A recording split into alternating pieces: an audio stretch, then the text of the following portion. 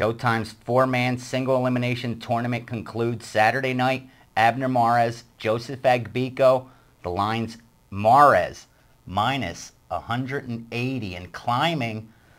He's the challenger in this one. Agbeko comes in with the IBF title. Who do you like? Well, for this one, I definitely, the odds are a little higher than I think they should be, but I'm definitely on Mares on this one. He's the faster guy, the more technical boxer. Agbeko's more of a slugger, brawler type fighter.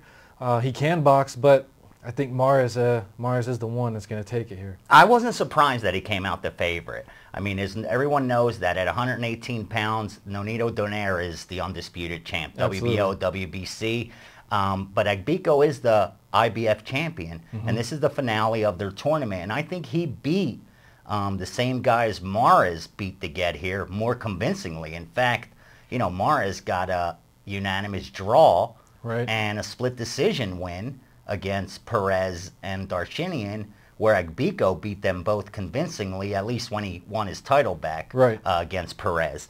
So I wasn't too surprised that Mares came out as a favorite, but I was surprised at the price, at how high of a favorite he is, and more importantly, the line continues to climb. I think that's two reasons for that. A, Golden Boy's done a great job of pumping up Mares. Absolutely. I mean, when he split from Nacho Beristain, who was training him, I think that was a good move because he became extremely well known. He had that storied amateur career, but since signing on with De La Hoya and Golden Boy, Mares is now on the brink of superstardom.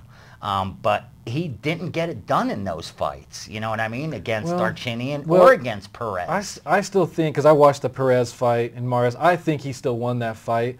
I won't argue with the draw because then, hey, you know, both guys win a draw. But I still think, in my mind, Mares had won that fight by very close. But he was landing the cleaner punches. He was more busy. You know, I mean, you can make a little bit of a case for that for Perez too. But in my mind, Mares was definitely the victor. What about the Darchinian fight? You know, that was a split decision, but he was dropped. He got cut. Yes. You know, Darchinian landed the bigger bombs.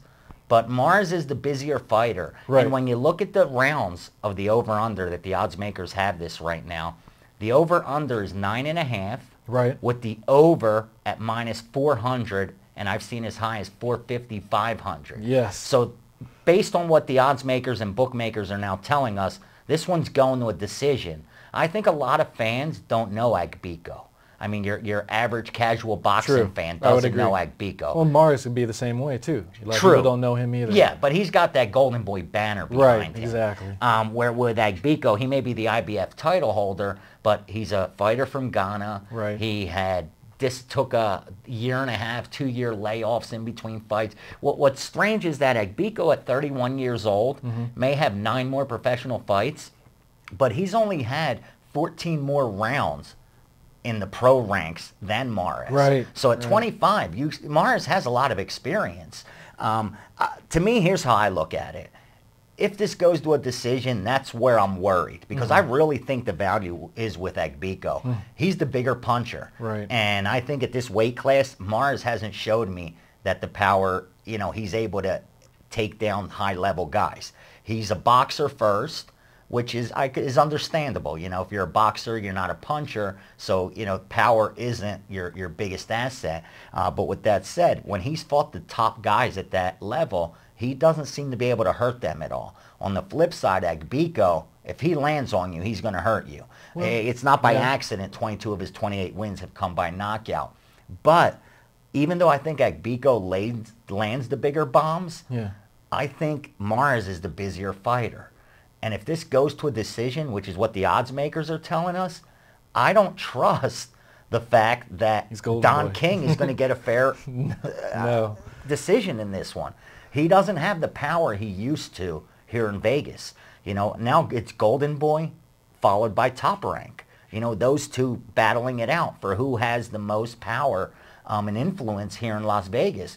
So if this goes to a decision, I'm afraid they're going to give it to Mares unless Agbeko, you know, knocks him down and really, you know, devastates him. You know, because Darchinian knocked him down and cut him, and it still wasn't enough to get the win. Mares was busier, though, like you said. He is the busier fighter. That's the thing. He's accurate.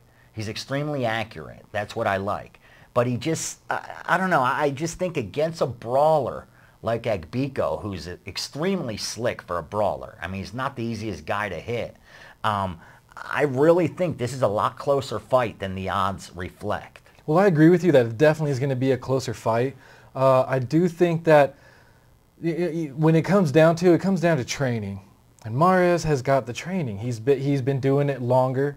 You know, had better Nacho was a trainer. That's a Hall of Fame trainer. Yeah, for sure. You know, living legend. For sure. You know, I forget who is training him offhand now, but he's had world-class training all of his life. And sparring opposition. Exactly. You know, so here's the only thing that concerns me though about Mares. This is his third tough fight in about 14 months. It would have been his third tough fight in less than a year, but this fight was postponed. Exactly. We all know this fight was supposed to take place in April in Mares' backyard in L.A. at the Staples Center.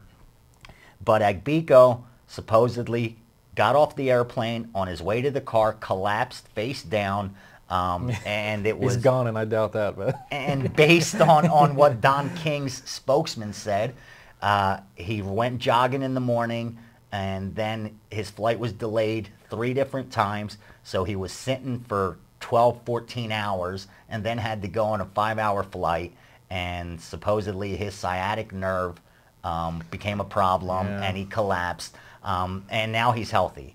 Yesterday there was an open media workout at the Hard Rock, and word is the camp went fine all 9 weeks. There has been no problems at all. You're going to hear absolutely no excuses about that injury. My question is this.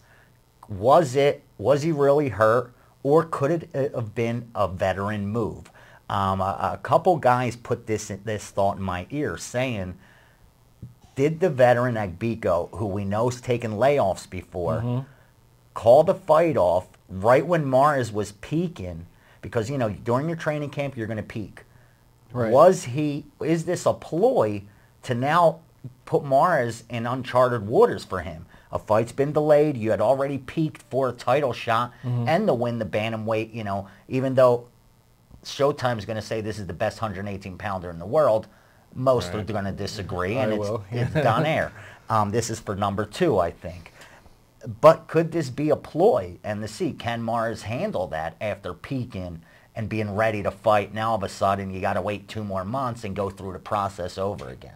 Well, I mean, I would like to think no, that it's not a ploy, because boxers are tough dudes, you know. I mean, they have their regimen. Come from Ghana. Exactly. You know, Ghana. I don't see a Ghanan faking an injury. So, but no, I mean, if it is a move, I still don't think it benefits him in any way. Even if let's say it was a veteran move, and your guys were right that he was doing this to throw Mares off, I still don't think that's a good move to do. Mares is a young guy. It's not going to affect him. He's still going to be sparring. Every day he's sparring, and he's not sparring against punks or cupcakes. He's in there sparring against top-level dudes. He seems extremely confident. So, and the stuff that I've seen and read from what Mares has been saying, he's been training on new things. If anything, this has given Mares more time to develop with the training, more time to prepare for Agbeko, because he knows who he's going to fight. He can watch more tape, rehearse more. There's nothing that Agbeko's going to do different that Mares hasn't seen. Agbeko claims he doesn't watch tape of any of his opponents. I call bull. Everyone watches tape. Yeah, they all say they don't. He claims he doesn't watch any tape, and that he's 100% healthy.